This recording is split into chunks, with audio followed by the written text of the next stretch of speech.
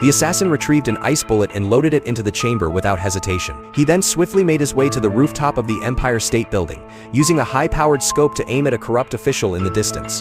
But unexpectedly, the official's wife was the one who got shot. The assassin was baffled. He hadn't even pulled the trigger yet. How had she gone down? He used his scope to scan the scene, trying to find out who had fired before him. That's when he spotted a female reporter who had noticed him, and her cameraman had already called the police. With no other choice, he turned around and retreated inside, immediately reporting the situation to his superiors. Upon hearing the update, his superiors ordered him to evacuate the Empire State Building. Without hesitation, James dropped his weapon and bolted. Meanwhile, the reporter, realizing what she had just witnessed, came up with a plan. She secretly swapped out the original tape containing the truth, though the security guards still confiscated her camera. James rushed down the building using a maintenance chute and made his way to a safe house pre-arranged by his superiors. But just as he peered through the window to assess the situation outside, a shot rang out. Fortunately, he reacted in time and dodged it.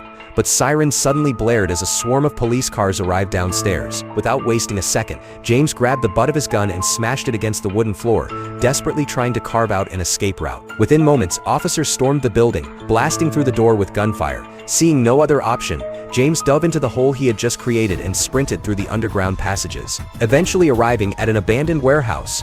However, the officers were relentless, quickly closing in and cornering him. They threw tear gas into his hiding spot, filling the warehouse with thick smoke. As soon as the gas spread to every corner, a special forces team kicked down the door and began their search. Suddenly, James dropped down from an overhead ventilation duct, swiftly taking down a lone officer before vanishing into the shadows once again. By the time the team discovered their fallen comrade, James was already nowhere to be seen. With no other choice, the officers carried their injured teammate out of the building. But unbeknownst to them, one of the officers carrying the wounded man wasn't an officer at all, it was James in disguise. Using a stolen uniform, he had successfully infiltrated the evacuation and slipped away unnoticed. But just as he thought he was in the clear, a sniper rifle locked onto him.